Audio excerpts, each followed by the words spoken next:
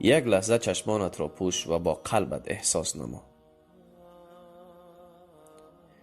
اگرچه جای نماز بلند نیست، لیکن نه همه توانی بالای آن برآمدن را دارند.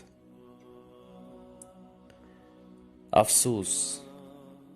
چرا؟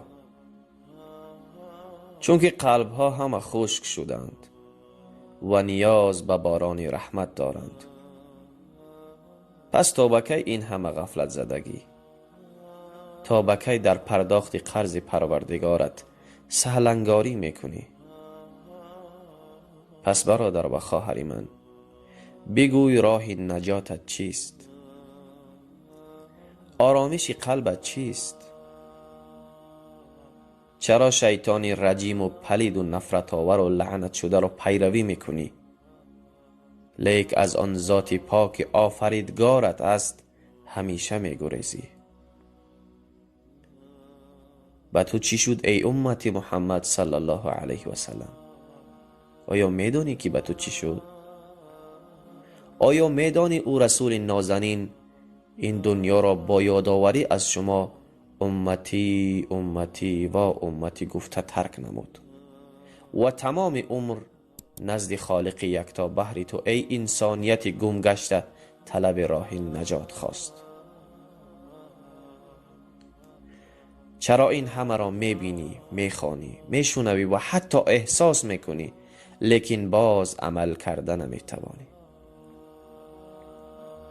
مگر این دنیای موقتی دلت را آنقدر تسخیر نموده است که بهشت بی‌نظیر و جاودانه را فراموش کرده ای؟ ای وای بر حال بیچاره ما، ای وای بر حال بیچاره ما. آن روز که مرگ می آید و دیگر راه گریز نیست، و دیگر راه گریز نیست و نه زاری و اشک ریختن های دروغین دیگر فایدت نمی کند. دیگر آن وقت هیچ رحمی نخواهد بود جز مشقت و خاری و ضعفیتت. هرگیز فراموش نکن راه نجات من و تو اینجا است. امروز ارادت را قوی کن و پیشانت را بر زمین گذار و الله را به یاد آر و طلب استغفار گناه کن و هدایت بخواه. آنگاه خواهی دید که دنیای اسلام و دنیای الله خیلی زیبا و دلنشین است. این قلب خشک شده‌ات را بگذار به الله جل جلاله که به شک صاحبش خودش است. از او بخواه تا باغبان قلبت باشد. آن وقت تصور کن که چی میکارد. ای انسان، لطفاً خوب اندیشه کن. حالا که قلبت تپش دارد، حالا که فرصت داری، حالا که قابلیت داری و مفکوره در جایش است، پس بیندیش و به یاد الله جل جلاله باش.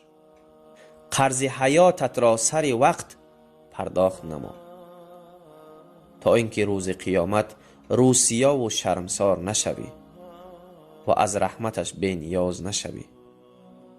وگرنه آن وقت وای بر حال من و تو. آن روز تو فقط جواب میدهی، او باشد حقیقت عمرت را بر تو یادآوری خواهد کرد که در دنیا کی بودی و عمر خیش را در کجا صرف کردی. برادر و خواهر من، لطفاً بیندیش و عمل نما. نجات بخشت تنها اوست و راه نجاتت نماز، آن هم نماز از صدق دل تنها از برای او باشد. به درستی که خداوند هر کس را بخواهد هدایت میکند و هر کس را بخواهد به نیستی میبرد.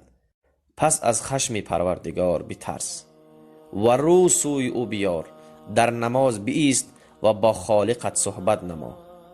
او همیشه آماده است تا به حرف دلت گوش بدهد.